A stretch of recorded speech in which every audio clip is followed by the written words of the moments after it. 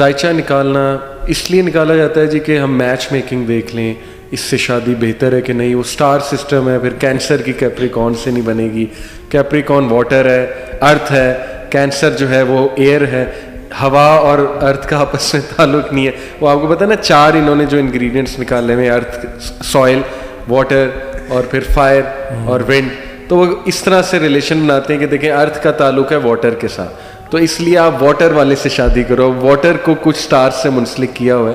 تو شیخ دیکھیں یہاں پہ استخارہ کتنا انٹرسٹنگ کانسیپٹ ہے. تو لیکن استخارے پہ یقین نہیں رکھنا، استخارے اور اس ذائچے پہ یقین رکھنا. وہ کہتے ہیں لیکن استخارے کا ہمیں سمجھ نہیں آتی نا، رزلٹ نہیں سمجھ جاننے والے تھے یہاں لاہور میں ہوتے تھے. اچھا. جب گاؤں میں تھے، میں پرانی بات کر رہا ہوں جب ہم زمانہ طالب علمی کی، تو وہ نام پوچھ کے نا تو اس کا ذائچہ بناتے تھے. صحیح. تو ہم نے بہت سارے ذائچے ان سے بنوائے. وہ چونکہ واقف تھے اور مفت ذائچے بناتے تھے. صحیح. ہم ان سے نہ پیسے لیتے تھے نہ کچھ، ہم تو بس ان کو نام بتاتے تھے، ان سے کہتے تھے ذائچہ بنا دیں. جی. وہ بیچارے پورا ایک نا 1.5-2 صفحے کا ذائچہ بنا کے انہوں نے بھیج دینا. ٹھیک. میں آپ کو انٹرسٹنگلی ایک اپنا بتاتا ہوں، انہوں نے میرے ذائچے میں جو لکھا، اچھا،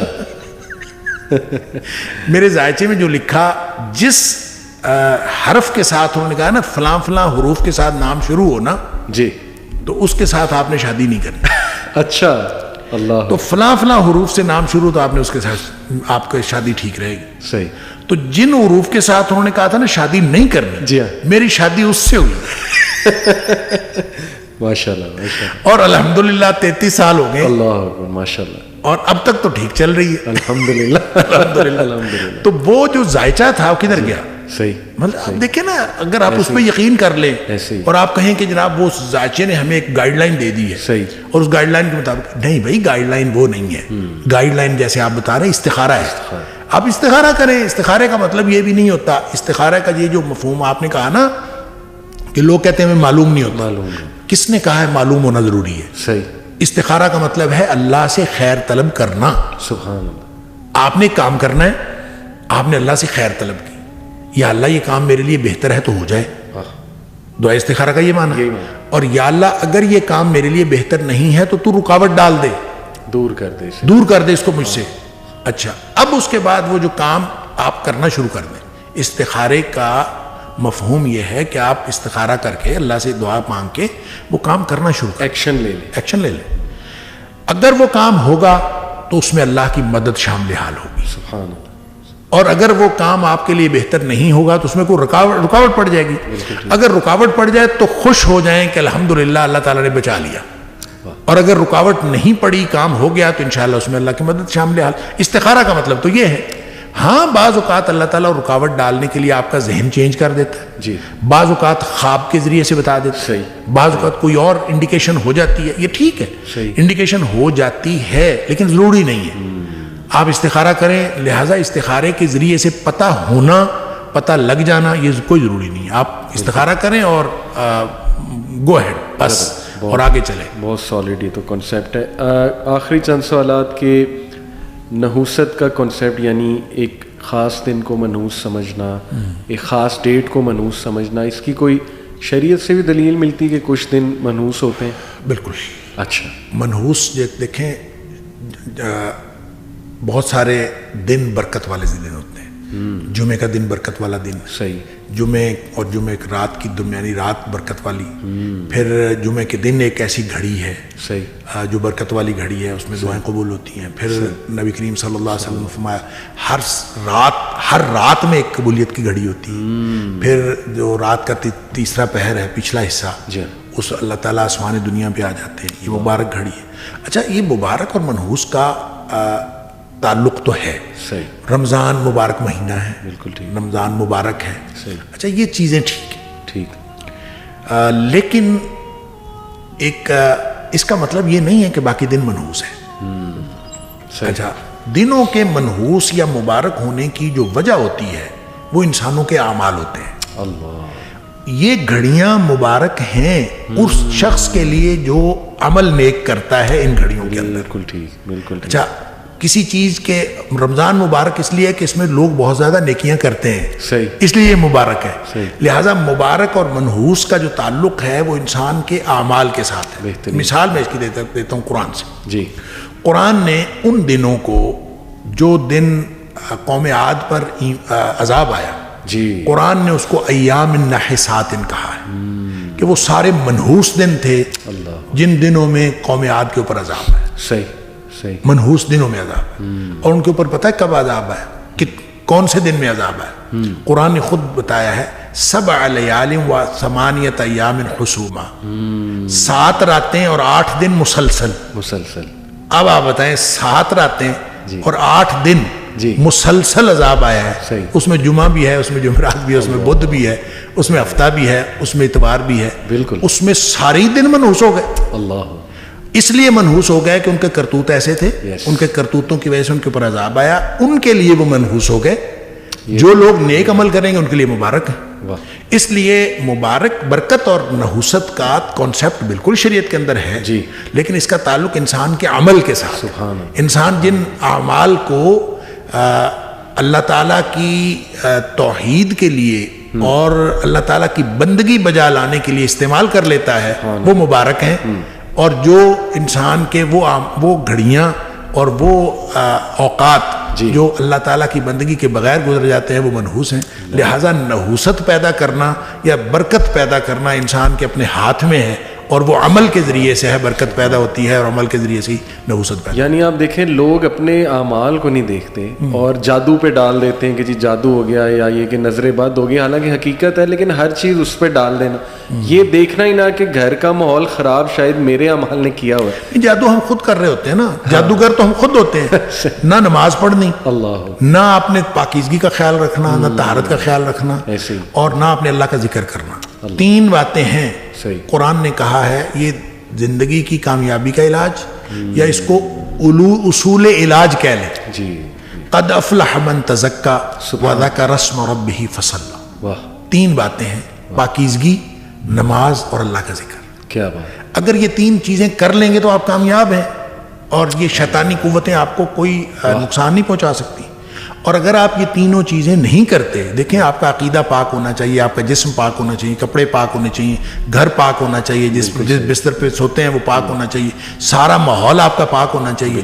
اس کو پاک کر لیں، نماز کی پابندی کریں اور اللہ کا ذکر کریں. اور اللہ کے ذکر میں بھی صبح و شام کے اذکار کے علاوہ جو موقع بموقع دعائیں ہیں، گھر سے نکلنے کی دعا، باہر جانے کی دعا، مسجد داخل ہونے کی دعا، باہر نکلنے کی دعا، بیت الخلاء کی دعا، دودھ پینے کی دعا، کھانا کھانے کی دعا، یہ ساری دعائیں موقع بموقع بہترین ذکر ہے اللہ کا.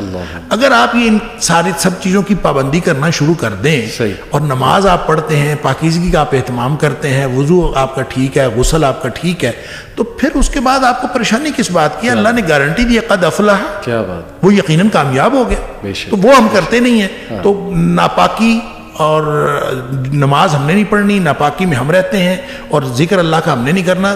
تو شیطان تو ہم خود ہوتے ہیں اس وقت شیطان کو آنے کی ضرورت نہیں ہے، اور خود ہم نے نحوست کریٹ کی ہوتی ہے، نیگیٹیوٹی حاوی کی ہوتی ہے. گھر کے اندر 10 سال سے بڑا بچہ ایک بھی اگر بے نمازی ہے نا، اس کی نحوست سارے گھر میں پڑتی. لہٰذا یہ ہو نہیں سکتا، وہ تھوڑی ہو سکتی ہے، زیادہ ہو سکتی ہے. تو وہ آپ نحوست خود پیدا کر رہے ہوتے ہیں.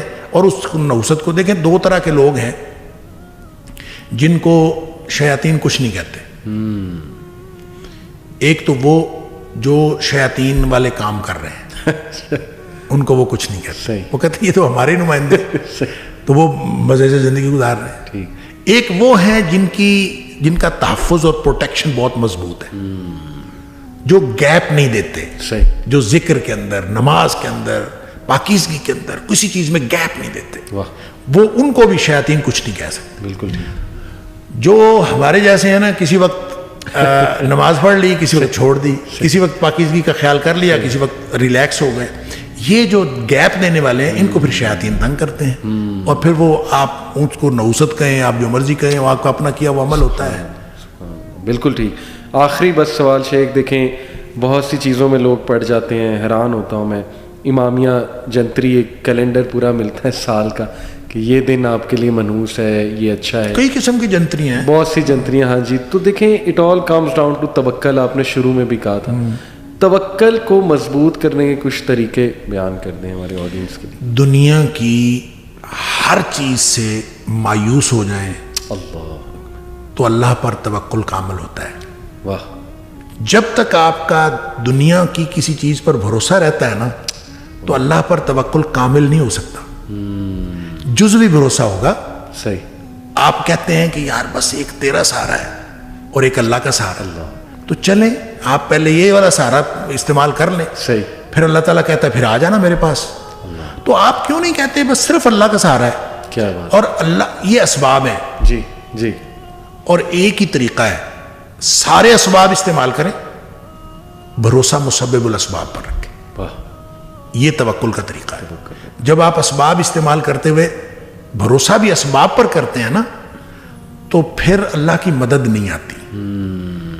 ان ینصرکم اللہ فلا غالب لکم, اگر اللہ کی مدد آ رہی ہو تو تمہارے اوپر کوئی غالب نہیں آ سکتا. وَإِن يَخْذُلْكُمْ, اگر اللہ تمہیں چھوڑ جائے, فَمَنْ ذَا الَّذِي يَنصُرُكُم مِّن بَعْدِهِ, پھر دنیا میں کوئی مددگار نہیں ہو سکتا. وَعَلَى اللَّهِ فَلْيَتَوَكَّلِ الْمُؤْمِنُونَ, مومنوں کا بھروسہ صرف اللہ پر ہونا چاہیے. دیکھیں یہ قرآن نے جہاں کہیں توکل کی بات کی ہے نا وہاں پہ فَلْيَتَوَكَّلِ الْمُؤْمِنُونَ عَلَى اللَّهِ, یہ ہے فکرہ درست. صحیح. فَلْيَتَوَكَّلِ الْمُؤْمِنُونَ عَلَى اللَّهِ, یہ ہونا چاہیے. صحیح. کہ پس چاہیے کہ مومن بھروسہ کریں اللہ پر. صحیح. لیکن جہاں کہیں بات ہوئی ہے نا وہاں اللہ تعالیٰ نے یہ اسلوب اختیار فرمایا ہے وَعَلَى اللَّهِ فَلْيَتَوَكَّلِ الْمُؤْمِنُونَ. سٹریس اس بات پر ہے اللہ ہی پر بھروسہ کریں. واہ. ٹھیک ہے. اگر آپ جزوی بھروسہ کریں گے تو پھر اللہ اس کے نتائج بھی جزوی نکلیں گے. صحیح. جب آپ کمپلیٹ بھروسہ کریں گے تو اس کے نتائج بھی کمپلیٹ نکلیں گے. لہٰذا دنیا والوں سے مایوس ہوتے جائیں ہوتے جائیں ہوتے جائیں. تو جب آپ دنیا والوں سے اور میٹیریل سورسز سے کمپلیٹلی مایوس ہو جائیں گے اس وقت آپ کا مکمل بھروسہ ہوگا اللہ پر. کیا بات. کبھی نہ سوچیں کہ یہ میرے ارد گرد والے یہ مجھے کوئی نقصان یہ فائدہ. دیکھیں اللہ تعالیٰ اللہ کے رسول صلی اللہ علیہ وسلم نے حضرت ابن عباس رضی اللہ تعالیٰ کو عقیدہ سکھایا تھا. ابھی بچے تھے, عقیدہ سکھایا, 10 باتیں بتائیں. اس میں 2 باتیں یہ بتائیں کہ یہ یقین کر لو کہ اگر ساری دنیا اکٹھی ہو جائے تمہیں نقصان پہنچانے کے لیے تو کوئی نقصان نہیں پہنچا سکتے جب تک اللہ نہ چاہے. بے شک. اور اگر ساری دنیا تیرا فائدہ کرنے کے لیے اکٹھی ہو جائے تو تجھے فائدہ نہیں دے سکتی جب تک اللہ نہ چاہے. بے شک. بس یہ عقیدہ ہے. کیا بات. تو پھر توکل کیوں نہیں ہوتا اللہ پر؟ پھر توکل ہوتا ہے. لہٰذا جو عملی طریقہ ہے کہ سارے اللہ کے دیے ہوئے اسباب استعمال کرنے ہیں, جائز اسباب. جی. تمام جائز اسباب استعمال کرنے ہیں اور بھروسہ مسبب الاسباب پر رکھنا. کمال. اسباب پر بھروسہ نہیں رکھنا, المسبب الاسباب پر بھروسہ رکھنا ہے جس نے اسباب بنائے ہیں. جب اس پر بھروسہ ہوگا تو انشاءاللہ نتائج ہمیشہ پازیٹیو نکلیں. اللہ پھر اللہ ہمیں توکل کرنے والا بنایا. شیخ بہت شکریہ, بڑا فائدہ ہوا. اللہ تعالیٰ اسے قبول بھی کریں اور لوگوں کو بھی فائدہ پہنچے اس سے. بارک اللہ فیک. السلام علیکم و رحمۃ اللہ. بہت شکریہ.